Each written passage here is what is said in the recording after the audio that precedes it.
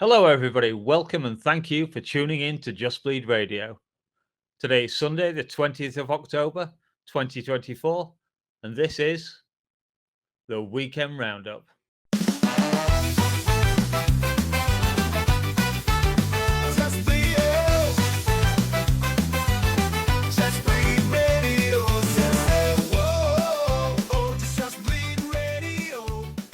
Hello, everyone. We're so glad to see so many lovely people here tonight.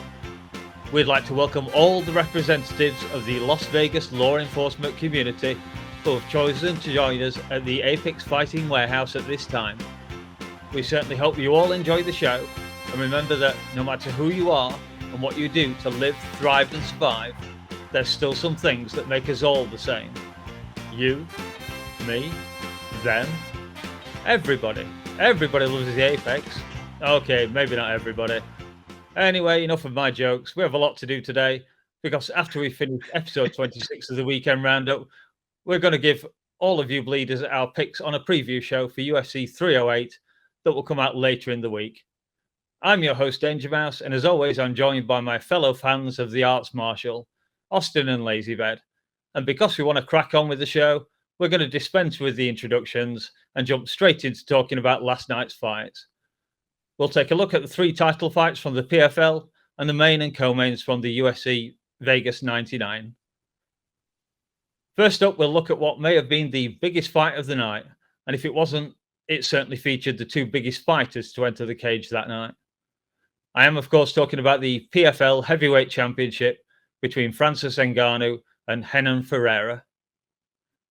Francis had achieved all he hoped for by taking two boxing matches, one against Tyson Fury, who he managed to knock down and many people thought he'd won against, and then a second bout versus Anthony Joshua, who no one had any doubt who he'd lost to after that. Francis was left out cold on the canvas. The knockout he suffered in that fight was terrible, but it paled into comparison by the blow that struck his family as Ngannou's 18-month-old son Kobe unfortunately passed away. It was a tragedy that would have broken many people, but Francis returned to the MMA cage following a 2-year absence and faced a rare opponent, that being someone bigger than himself, with Renan Ferreira standing at 6'8". The questions that everyone was asking were, how would Francis look following such a long time away from MMA? And would the death of his son affect his performance? Well, it turns out that Predator's going to Predat, with Ngannou easily winning the contest in the first round, leaving Renan unconscious after he took a brutal ground and pound beating. So, having waffled enough now, I'll throw this over to Lazybed and ask his thoughts on this matchup. How did you rate Francis's performance? And were you surprised by how quickly the fight was over? And any other thoughts you have on the fight? Man. Big Franny, man. Big Franny. Well, just fair warning, I'm spitballing all this. I didn't write any notes on this weekend's events, although I did watch most everything that occurred. I was, doing my usual smoking and bullshitting and jumping around in different chats. So, nevertheless, to get back to the events of the Ngannou fight, man, you said it, dude. Like there was a lot of questions surrounding this comeback of his, the time away, the terrible knockout at the hands of Anthony Joshua. What were his motivations coming in?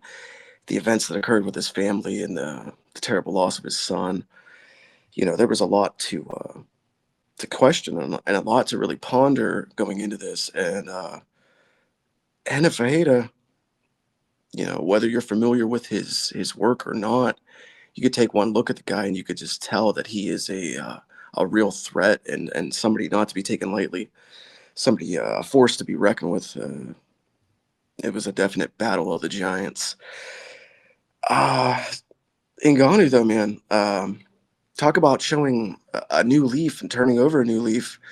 I think it was Dave that coined the phrase D1 Ngannou, D1 Francis, just coming out there, and doing something that had been speculated. A lot of the MMA podcasters and pundits had speculated that he may come out and wrestle, but I think it was really a situation where a lot of us were unsure, would this be the typical Francis that we had grown to know and love, where he just kind of bulldozes and barrels forward and knocks his opponent out, or would we see what we saw yesterday? And that's a more well-rounded and more well-developed Ngannou than we've maybe ever saw before. I think it was a phenomenal game plan to come in there and implement his wrestling like that. Clearly, he's been working on it, something he's been doing in his time away from the sport, because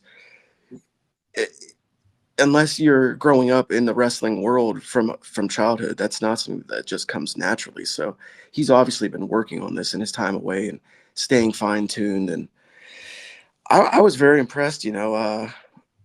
I thought it was a phenomenal performance, especially all the circumstances surrounding it, and extremely heartwarming to see him and his coaches afterwards. And I'm just really, really happy for the guy. I'm really happy to see him back in MMA, and I hope that he doesn't go straight back to boxing like some people have said. I hope that he hangs around in MMA and sticks around and has a couple more fights in PFL before he ventures back in boxing. But yeah, just a great win. I'm really happy for the guy, happy for his family and those around him. Yeah, for sure. Okay, and now to Austin. How did you rate his performance? And do you know of anyone in the PFL who would be a good matchup for him in his next fight? Let's see. First off, hats off to the man.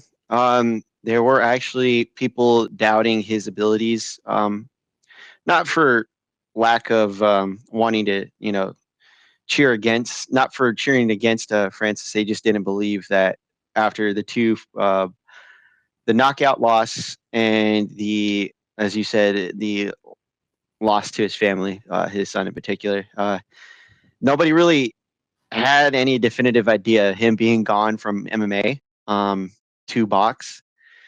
He had a lot of stacked up against him, and there was some reasonable doubt, not cheering against him per se, but just more questions that hadn't been answered, and we ended up getting them answered tonight. He looked like Francis. Man came in, did what he needed to do, and got the win in emphatic fashion. A couple of those strikes at the end, seemed unnecessary. And matter of fact, some of them were to the back of the head, but that's because he was unconscious. And on top of it, Dan Mergliotta, for some reason, sticks to his namesake where he just wants to see people die in there. That's fine. That's if you have him as your ref, you just got to know that. So I thought he kind of stepped in at the right time. He was lifting himself up at one point, then he sank, and then I think Ngannou got one more blow in, and then he was in it. He was on top of him. I felt watching it was about 5 to 10 strikes too many by the end of it, and it could have been stopped beforehand. That's just me. It's not on Francis, but still, Dan does that thing where he likes to wait, second guess himself, wait a little longer, make sure he's dead, and then go in. So, but yeah, that's neither here nor there. Francis looked good, man. He did the thing. He didn't look like he was out of shape. He didn't look like he was super slow. Granted, there wasn't a whole lot that was done on the feet. It was just kind of a quick takedown that led to a dominant position that led to Francis finishing him. It was all done in the first round, too. So we didn't really get to see him partake the fight, the second, the third, possibly going into the fourth looking like, he's tired because he is 37. He looked good for what we saw. And you can't really have any negative connotations to that. If there's another heavyweight, there's not a named heavyweight that's going to make a whole lot of difference. They have the Bellator roster. You could give him Linton Vassell, maybe. You can give him maybe Ryan Bader if Ryan gets a win. They have no shortages of people they can throw at him, but names, there's not a whole lot of names that you could say are worth, watching Francis just kind of pummel, Yeah, I get where you're going. Just to chime in with a little something there, I have heard a lot of people talking about it. I don't know how likely it is. It's probably very unlikely, but they're wanting to see Deontay Wilder step into the PFL cage and take on Francis in MMA. I don't know if that's a 2-fight deal with a boxing match coming after that, but I guess there's some traction to it. There's some talk behind the scenes that it could be a possibility. Yeah, sure. Why not? Be a nice payday for Francis. You would. I don't know if you'd want to do the boxing thing again though after that, because it'd be good for Francis, but not the PFL. Considering he's 0-2, one of those being an emphatic knockout. You know. I think that the boxing the boxing match is just kind of being like teased as like a kind of a motivation for Wilder to step into the MMA cage, because outside of having an opportunity to get Ngannou in his realm, there's not really much motivation for him to take an MMA fight with fucking a monster like Francis. Yeah, for sure. Yeah. One leg kick and his fucking he's done. Yeah. Yeah, he's got some chicken legs. I think we can stop with that one. On to the next one, another title fight between Cris Cyborg and Larissa Pacheco. This one saw a battered and bloody Cyborg take a close decision win. Pacheco had opened up a couple of nasty cuts in round one that Cyborg's corner spent pretty much every break in between rounds working on and jamming as much Vaseline in as they could. It was a back and forth affair, and someone in the live chat actually commented that perhaps Pacheco took the 5th round off. Might even have been you, Austin. I can't remember who it was. Perhaps believing she had the fight in the bag. Obviously, she didn't. Cyborg announced after the fight that she intends to fight 2 or 3 more times before laying down her gloves. Although, if I recall correctly, she didn't mention anyone for her next fight. It was a great performance by the 39-year-old veteran. Probably PFL's fight of the night. It certainly was for me, I think. And so, Austin, what did you see that fight? Have you got anything to say on it? Yeah, Larissa and me and Dave, and I believe I had said it was me because I was lively for this chat. Larissa dropped the ball in the 5th. At the 3rd round, midway through the 3rd, she'd finally start taking the fight from Cyborg, leading the dance more or less, and just kind of pressuring better, not running in and getting countered. She just kind of started getting her timing, her rhythm was kind of coming into play. Cyborg started to kind of slow down just a bit and just kind of was backpedaling a lot more than she was early on. And it's one of those things where I think if she had been urged more by her corner to just kind of go out there and put more punishment with combinations, decent like takedown defense, which she ended up having towards the end of the fight. I think Dave had said she was starstruck. To me, I believe it was, she had let the fight get away from her. And we've seen fighters do that before, Cyborg just, she's a vet, dude. She's good. You can't take that away from her. I think this is the first time she's ever been damaged like this. Hell, even when she fought Amanda, I don't think there's ever been a time where she looked as battered as she did in this fight. I mean, good for her. She got the win. It's the same thing we said about Valentina. It's like when you're good, you find ways to win. And in this case, Larissa just kind of gave her opportunities throughout the fight to stay in it and keep winning the fight. I mean, hell, even if there was questionable scorecards that you could argue for Pacheco, you can't say that she won the 5th. She gave the 5th to Cyborg, and it's hard to do that, especially at her age. That's the other thing too, is that if we're looking at opponents, who is she going to fight? She's going to have to rematch Pacheco, unless she gets somebody that comes over from the UFC. In which case, hey, I know there's fighters that are over there that are looking to possibly make their way over because they might not have opponents, especially in the weight class that I'm thinking of. But good for Cyborg, and it was entertaining. I wouldn't call it the fight of the night, but the PFL fight. It was PFL fight of the night is I mean, if that was the bar was set fairly low. At least at the title fights. Don't get me wrong, I love the Francis fight, but it was a knockout in, what was it, a couple of minutes, 1.5 minutes or something. So, although it was a great performance, it wasn't a great fight, if you understand where I'm going with that. Yeah. Lazy, anything on this one? Oh man. I think that's like the word that really comes to mind here when I think of Cyborg is just longevity, dude. Like that woman has been at this for a long, long time. Like she has been around and been a name, a top name for fucking ever, dude. Like, and to still be like, she proved something to me last night. Really, like she's still evolving, even at her age and at her experience level. She's still evolving. That was a different type of Cyborg fight last night than I'm used to seeing. That was a different approach and game plan.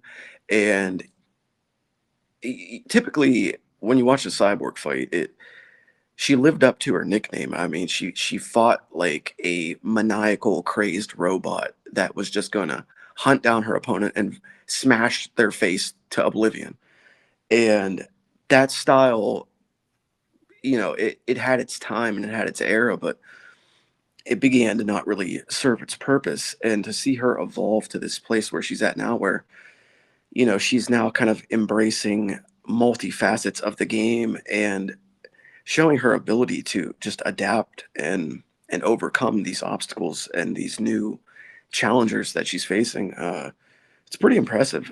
It's not something you see every day. Like you guys mentioned, the damage that she took last night, that's something new in her fights as well. And to fight through that, those massive cuts in her face, slashing up her Botox,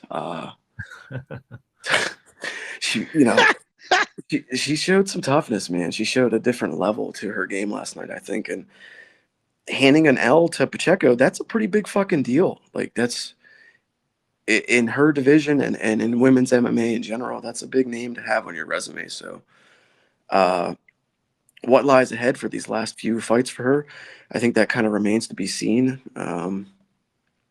Whatever it is, I hope it's worthy of her standing as one of the greatest women to ever compete in this sport. And you know, Pacheco, this is a tough loss, but if you're going to lose to anyone, losing to a legend, there's worse things that could happen to you. So, a fun fight for the PFL, and I'd say one of the few fights last night that really kind of lived up to the billing of being a super fight, whether it was edge of your seat content or not. It was two big names, and it was a back and forth affair. So it was fairly enjoyable. Okay, and then on to the last title fight, which was a rematch between Johnny Eblen and Fabian Edwards. I think, well, for me at least, the least said about it, the better. It was a dull but dominating fight with Eblen taking home the belt again. Edwards really only seemed to gain in any momentum in round 5 when he jabbed Eblen in the eye and then shortly after blasted him in the nuts. So, yeah, if either of you guys wants to jump in on this one, or we can just jump straight to the UFC fights if you prefer. I mean, this was an okay fight. It wasn't phenomenal. Bit long, bit drawn out. Johnny Eblen, I don't know if he's exactly who everybody thought he was. A lot of people think he's one of the top 5, middleweight, right? Middleweights in the world. Including Eric Nixick, I believe. Yeah, and I mean that's high praise and that's high billing, but performances have been a bit lackluster. Expect a bit more out of him. Although I will say that didn't he finish Edwards pretty handedly in their last encounter? Yes. Yeah, so maybe the motivation was lacking a bit to get up and fight this guy again. I don't know. A win's a win, and you did it on a big stage. So you maintain your position. So maybe you didn't gain any new fans, but at least you maintained the ones you had. Yeah, that's fair because Eblen looked like he was tired of the fight himself. like shit, I got to fight this guy again. This guy's the truth of the matter is that he's not his Fabian Edwards is not his brother. That's for sure. He's capable, and he's a stalwart of their division for middleweight currently for Bellator.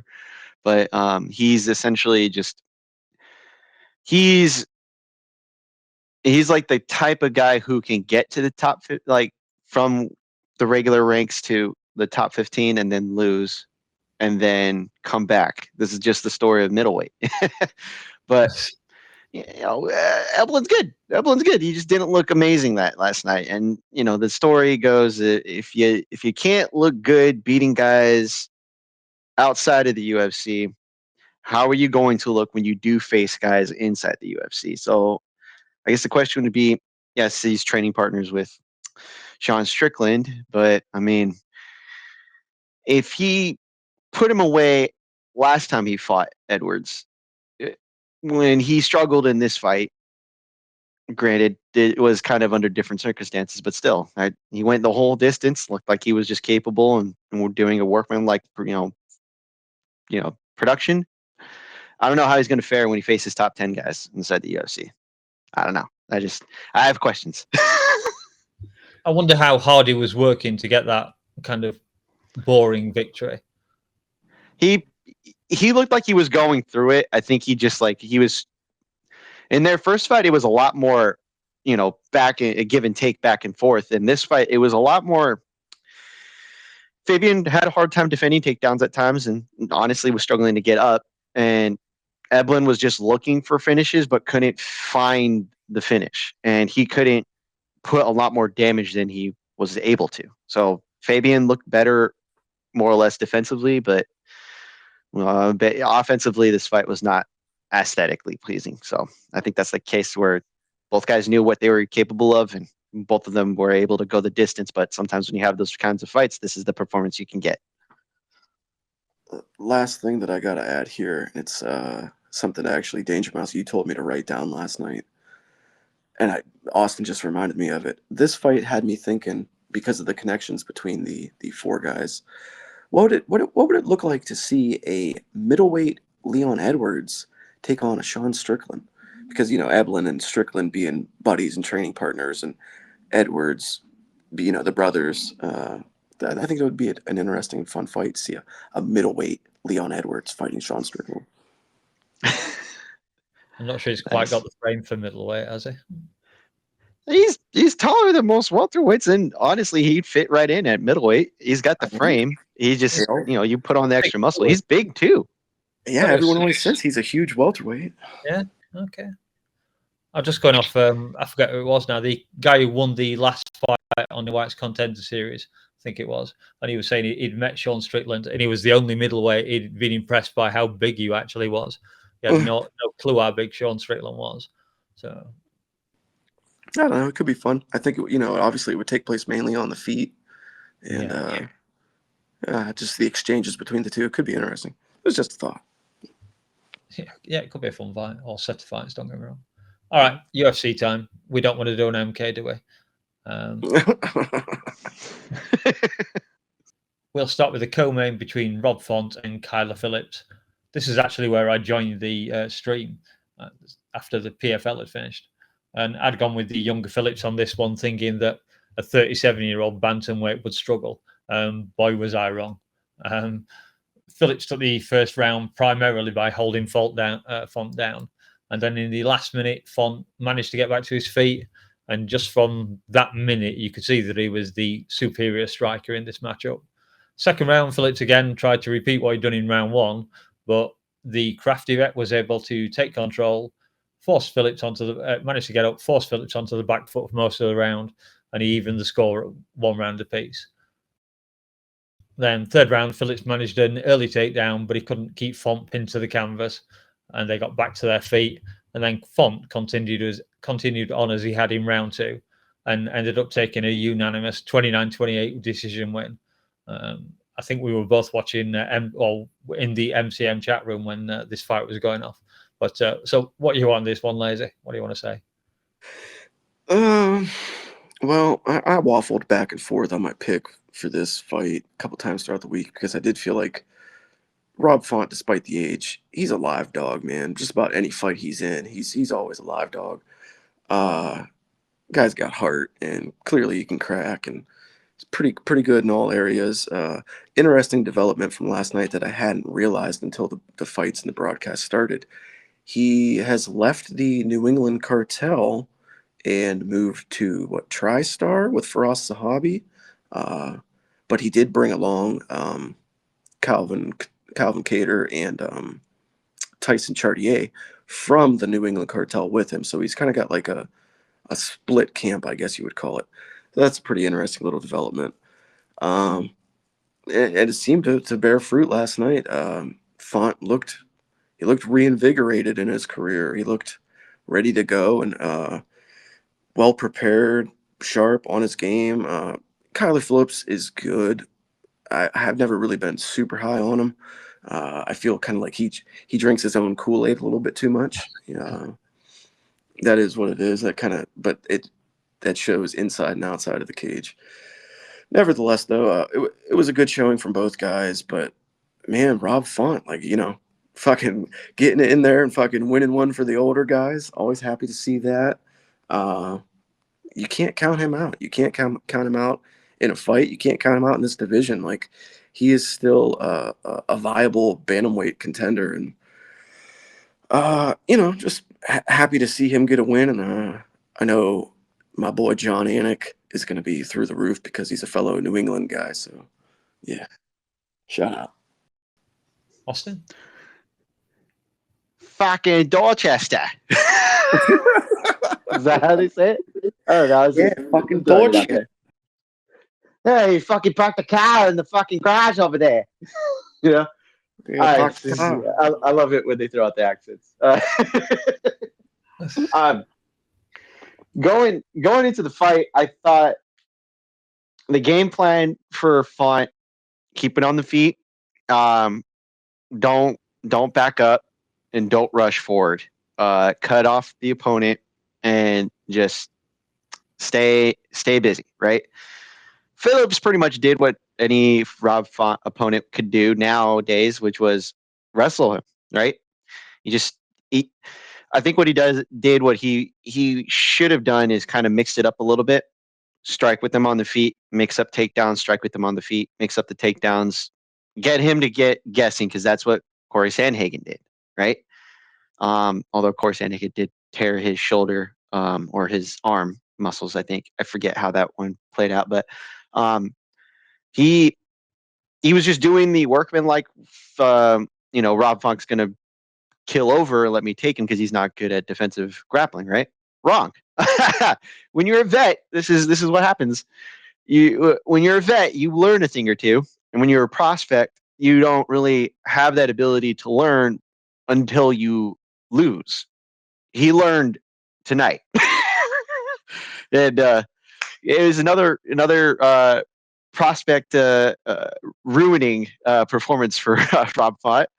And, this is what he did to Adrian Yanez, right?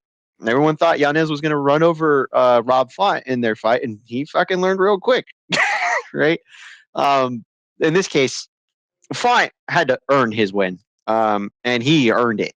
You can't argue that he didn't win this fight, and or at least he earned this decision. It's not a huge setback for Kyler Phillips. You just got to look at the drawing board, and he'll get a couple wins and find himself back in the same position. But it's not career ending for him. He'll be fine. This is impressive for Rob Font at his age, especially in this weight class. But it's also a testament to hey, this is where you're supposed to be. Either you can beat the guys that are there, or you can't. And Rob Font's proving that as a gatekeeper in this division, you got to learn everything. You got to be a good defensive grappler. You got to be a good striker. You have to be able to be a good offensive grappler. You also have to be defensively sound. You can't win with just one aspect. You got to learn everything. And Kyler Phillips may have to work on a couple other things. That's it. Nice summary. All right, on to the main event between Michel Pereira and Anthony Fluffy Hernandez. Great nickname. Although at first I thought this one was quite a tough one to pick, because and I'm sure many others, felt that Pereira had to get the job done in the first couple of rounds. And if the fight went on any longer, it was going to start favouring Hernandez.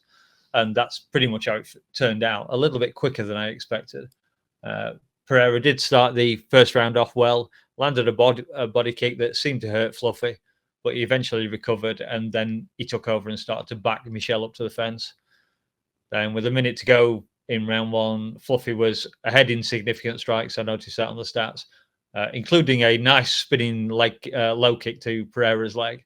He actually repeated that kick in round two. And I don't want to give a complete breakdown of the fight. It was 5 rounds. I think it's enough to say that Hernandez continued to pile on the pressure until in round 5 he was able to rain down ground and pound, and he eventually forced Herb Dean to step in and give him the TKO. And he became the first ever person to stop Pereira. So other than talking about the fight, guys, I guess the question is what's next for Fluffy? The middleweight division is pretty well backed up at the moment. We have Strickland as the next challenger, and it seems likely that the winner of Whittaker and Chimaev will get the next fight. But then again, Fluffy's only ranked at 13, so I guess it's going to be a while before he gets a shot at the belt anyway. But I'm sure he'll get a chance, maybe towards the end of 2025. And I think it's your turn. Take it away, Austin. You know what's interesting about this fight? He doesn't look like a killer, Fluffy. He just kind of looks like that dude that's down to throw down. And you know what was interesting about this fight and a couple of the performances he had, I believe, as of late, and I might be might be reaching for this one, but the first thing that comes to mind when I watch him fight is a middleweight Cain Velasquez. And good comparison. That's a good comparison. And well, because like think about it, right? He's not the biggest guy in the division. He's not the most, technically sound guy in the division, but God forbid you end up on the wrong side of the cage with that man, and he's literally just gonna not stop until you're dead. He doesn't quit. Doesn't matter if you hurt him. Doesn't matter if you put him down. And matter of fact, Pereira landed 2 combinations on him that looked like that would have finished him in the first round, and somehow he survived and he made it out of the first round. The most damning thing about this fight isn't that we knew how good Fluffy was. We had unrealistic expectations for Michel Pereira because obviously this man cannot fucking make past the first round. I know you asked about Fluffy, and I'll get to that in the second, Ross, but please, if I could relax politically about this man. What? This man was tearing through the division. Yes, he wasn't fighting the top 10, but he was tearing through the middleweights he was fighting. And this guy came up from welterweight on a win streak and still maintained that win streak at middleweight and looked impressive, only to basically show us that no, he hadn't actually learned anything new. No, he hadn't done any work to work on his cardio. Just because he doesn't cut 10 extra pounds to make welterweight doesn't mean he doesn't have a massive deficit in his cardio. Like, what are we doing here? You have the ability to be good. He's a naturally bigger middleweight. He's a naturally more dangerous middleweight. Like, all he has to do is just work on his goddamn cardio. If he can't even fucking do that, what are we doing here? Like, if you can't make it past the first round, what is happening in your camp? Are you only doing gymnastics? Are you only doing capoeira? Is that all you are capable of doing? Because God forbid you actually, put some effort into your cardio. If you were so fucking muscular, you might be fucking decent at fighting. But God, no. We're just going to have this, illusion of him being this destroyer of all worlds. And, maybe if he was at a light heavyweight, he might get away with that shit. But this is middleweight. You have to at least fucking try. He was doing better at fucking welterweight with his cardio. And that's insane to think about. But that's not here or there. This is what I would do with Hernandez at this point. You can either give him Brendan Allen, a guy who's coming off of a loss, a close fight with Nasruddin Imavov, right? Or you can give him the gentleman from Brazil who's undefeated currently, Cal Baralho. Those are the 2 fights you can do for him. I mean, technically, one of them is probably going to be easier to get in Brendan Allen because he's going to want to bounce back. Or you put him up against basically, is Costa ranked currently? Is that Is that a possibility? Because Costa's also coming off of a loss, and he's a name. He's a bigger name than Michel Pereira, and he's also a bully, which I would love to see him actually kind of roll over Costa, because if he does that, that'd be impressive too. Costa is currently number 9. Ninth. Yeah, see, that's the perfect one. That's the perfect one. It's not that Costa shouldn't be not willing to take the fight. He's going to need to take a fight that he's capable of winning. And that's a name that puts him within the top 10, and that's just an earshot of the title. Yeah. That's the perfect fight. Well, we have 2 tied for 9th, don't we? Dulitze and Costa, both in 9th. Yeah. Oh my God, that's right. Dulitze. I forgot about him. That was going to be my lean for opponent there. I was going to go Roman Dulitze because he's just coming off of a win. So I think a couple of wins actually in 2 divisions. But nevertheless, hey, middleweight's stacked right now. You could kind of throw him in there with anybody in the top 15, and it'd be fine. Ideally, you want him to get the guys ahead of him, but still. Oh man. Well, first off, I like Fluffy, man. Fluffy's fun. He's just a cool dude. Like almost like how you were saying, Austin. He's just very unassuming. Like with the tattoos and the gauged ears and stuff like that, he does sort of give off an edgy vibe, but he doesn't really seem like a badass per se. But he fucking totally is. Like and I was looking into it while you guys were talking. I like the Cain Velasquez comparison. But when you were going through your thing there, Austin, I was thinking he sort of gives me the vibe of like if you combined a Diaz brother with Chael Sonnen. That's the vibe he gives me because he's got that NorCal Diaz vibe to him. Just that sort of like, man, I don't give a fuck. Like whatever it is, it is. I'm just gonna go in here and just do my thing and fucking smoke some weed if I do whatever and just do my training and go in there and beat some ass, roll around with these guys. He's got that vibe to him. Like, he's just super fucking chill. But he's got the wrestling pressure and that constant like pushing of the cardio that Chael Sonnen had, that like unending desire to just take the fight to where he wants it. And that's a hell of a fucking combination there. He's a fun guy, man. He's a real fun guy. I do like the idea of matching him up with Costa. That could be a fun fight. And like I was saying, I was thinking Roman Dulitze, and it's perfect that they're both currently tied for number 9 because that does crack him into the top 10. I feel like he's deserving of a top 10 spot. I think he's going to be a fun and competitive fight with just about anybody you stick him in there with in the middleweight division. Like he matches up pretty well with just about all these guys. So it's kind of a matchmaker's delight. Like they can kind of do whatever they see fit with him, and it ought to make for a fun fight. As far as Pereira, the guy kind of was the beneficiary of some, I don't want to say easy matchups, but he just sort of like his style kind of like pigeonholed him right into this spot. And then he came up against a guy like Fluffy and, got exposed a bit. We always have known that his cardio is a bit suspect and decision-making and fight IQ, not exactly the best or the brightest, to say the least. So, we got some would say. Yeah. We got to see that kind of, come to light last night. But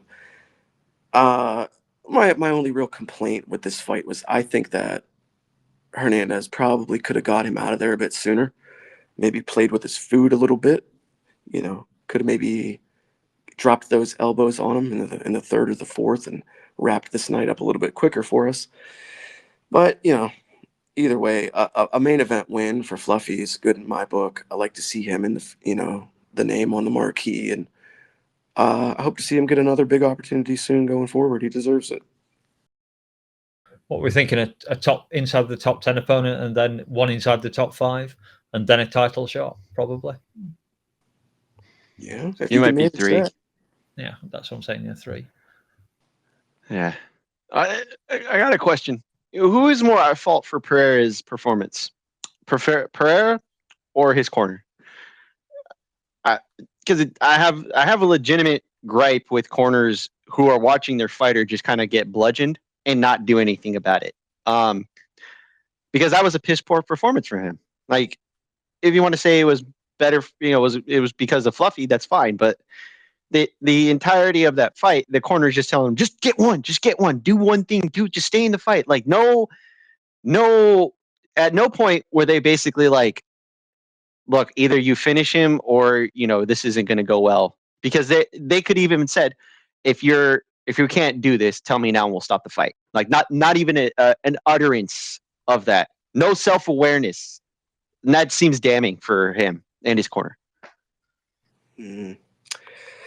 Yeah, and it's not the first time that we've seen this out of him in his camp. Like, I don't know if he's been with the same team forever, but adjustments on the fly aren't exactly their thing. Yeah, I don't know. It seems to me like when you got a guy who's that good naturally and naturally athletic, how the fuck do you fuck this up? There's no, come on. He's basically Brazilian Anthony Johnson, right? And he can just put people the fuck away without really having to put too much effort into it. It's especially like when Rumble was at light heavyweight, right? Michel can do that. He's capable. He's showing us that he can do that. It's damning that you can't even be consistent on that. And the minute you get pushed past the first round by a guy who's just as capable as fighting the entire 25 rounds, it's almost like they don't plan on fighting past the first round, and that seems insane to me. But that, again, no urgency to like, hey, look, either do something or we're going to stop the fight. That seems asinine to me, because that's your guy. That's your guy. The fact that it went as long as it did is just a testament to how fucking shitty his cornering was. My comparison that I would make for him is I would say he's almost like a middleweight Johnny Walker, because it's like you have this perfect vessel. You have this absolute specimen of an athlete, like huge, powerful, quick, amazingly explosive, all these different things. But you got an absolute fucking peanut brain at the helm. Like, they don't know how to command their body like the way that they should. Like, you could be a champion if you just were in control of your fucking limbs and your abilities, but you're not, because you're spaced out. You're a total weirdo. Yeah. Concentrate on some basics, maybe. No. All right. Anyway, the bonuses for last night were fight of the night was Darren Elkins versus Daniel Pineda, who retired in the cage after the fight. Obviously, it lost. And then performance of the night was Anthony Hernandez. So, scores on the doors, gentlemen. What are we rating this card? And wax lyrical about anything else you want to quickly brush over. We've got a few minutes, easily enough. I would say this card was good. It's a standard Apex card with a main event that leaves you with more questions than answers, but still, not a bad card. 6.5, mainly because Hernandez surprised me. I picked Pereira going into it. The main event was, I picked Font, or co-main. Yeah, I picked Font, but I was scared of how the first round started, but Font proved that you're a vet for a reason, and you're, sometimes you got to gatekeep against these young bucks. The card wasn't bad, except for the beginning of it, which dragged. Which Rebellis to Spain, dear God, Austin Lane. What are we doing here? 6.5 seems accurate for me. Oh boy. I didn't love it. It was an Apex card, and it felt very Apexy. You don't say. It did.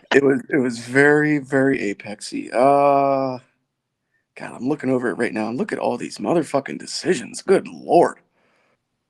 Ay. It's about the most basic of the basic. It was pretty much just standard MMA across a standard card. Not a whole lot stood out. I would say my standouts of the night, I'm going to go with Charles Johnson, because I don't know if you guys caught this. That was his 4th win in 2024. Yeah. Woo! and he's talking about Yeah. wanting to get the 5th one in before the end of the year. He wants to fight in December. So shout out the energy there. Might be hearing about him a little bit more next week or in the coming weeks because I got something on my sleeve. And then I would also give a quick shout to Cameron Smotherman, who took this fight on 2 days' notice against Jake Hadley. Jake Hadley, who committed a couple of fouls there, got a point deducted. I was on the Smotherman train. Really like this guy, young kid, got a bright future ahead of him. Those were my two upticks, highlights of the night. So I guess instead of going with a 5 like I was going to because it was very average, I'll give it a 5.5 because of those 2 fights. Oh, come on. Katona was fun. What do you mean? Yeah, That's gotta give it at least a point. to quote Jed Mashu, his opponent did the impossible and made Brad Katona fun. Yeah. All right. I was kind of with Lazy on this one. I was going to score it really low. I was going to score it lower than Lazy has done. But at that point, I hadn't seen much of the card. And I think I was scoring it somewhat based on the fact I'd watched a whole bunch of PFL decisions last night. And so it was only when I came back and looked at the card today, I noticed that I went 3 for 3 on the ladies' fights. So I decided to check those out. And the one I kind of focused on was Martinez versus Ardeleon, which was a very unfortunate robbery of a TKO because Ardeleon was seriously hurt. She was kicked in the liver. And as I saw on text on X that popped up on the screen, it was all nonsense Keith Peterson because he made a terrible call there. I don't know whether he couldn't see or he didn't see it land or he just guessed because either the angle was where he could see it land or it wasn't. And it was pretty clearly a liver shot. So that was kind of a bit of a robbery, really. But still a nice little fight. Martinez was fun to watch, throwing spinning kicks and axe kicks and all sorts of stuff. So that was kind of the fight I kind of enjoyed. So anyway, now time to upset Austin, I think. Like I said, I was going to score this even lower than Lazy until I rewatched some of it or watched some of it. So I'm giving it a 5.75. Okay, I was going to say anything lower. Anything lower than 5 would have been aggressive, sir. So I don't know what the average works out, or if Dave wants to chip in and give us a score on this one or not. I only watched the main card, and going off of that, I'll give it a 7.5. 7.75. The main card was all pretty good, except for the Smotherman fight wasn't too exciting, but I rather enjoyed the rest of it. He didn't get poked in the eye. That's not his fault. And kicked in the nuts, I'm pretty sure. Yeah. He got one of those back, though, and he didn't get penalized a point for it. So, Yeah, one time. 2 separate ones where it was like directly in his eye, and the other one was like, you could hear people in the crowd like yelling at him. Like, bro, what do you want me to do? Oh, yeah. Well, last thing, too. Darren Elkins, bro. I love you, man. You're fun. You've always been fun. Please retire. That post-fight speech was a little bit alarming. Like, he's starting to slur his words, and it ain't looking good, brother. You got a family, and you got kids at home. Call it. He did sound worse after the fight, before the fight, noticeably, but never retire. Oh, dear God. Here we go. Another Nam fam. Why not? I think he's had like 40 career fights, and they have all been wars. Like, that's tough, bro. yeah, at least he wasn't the one leading this one. Well, you know what did it is when he fucking beat that one kid, the undefeated 13-0. Mirsad The Bektic. comeback. Thank you, Masad Bektik. That gave him false confidence. Because if he wasn't able to beat that kid, he probably would have called it maybe, I'm not going to take this as seriously and probably retire in a couple of years. But no, he's got a trade even that he does when he's not in training camp and fighting. He's what do you call it? A pipe worker, right? A tradesman. Yeah. So Yeah. I don't know. Like, he doesn't need to fight. I mean, he beat Daniel Pineda. Good job. You fucking can beat some jabronis on the fucking prelims and possibly win in a regional title. But that you don't need to do this. We don't need that. And Daniel Pineda, for all his faults, he's been a competitor. Thankfully, he said I was done. He said he was done. And when you can't beat guys like Darren Elkins, I think calling it a career, especially inside the UFC, I think is a good call. Yeah. Well, he competed with Cyborg for the bloodiest mask of the night. Yeah. All right, that's it for myself, Lazybed, Austin, Shattery, and Dave. We will, of course, be back for UFC 308 next week. But until then, bugger off, you bleeders. But not before you smash the like button. Now, I'm off to get a large vodka and tonic, so give me those air-ons, Dave, to drown out whatever racket Austin is about to make. Yeah! Fucking yeah! Stop Sweeger! Stop Sweeger, Christian!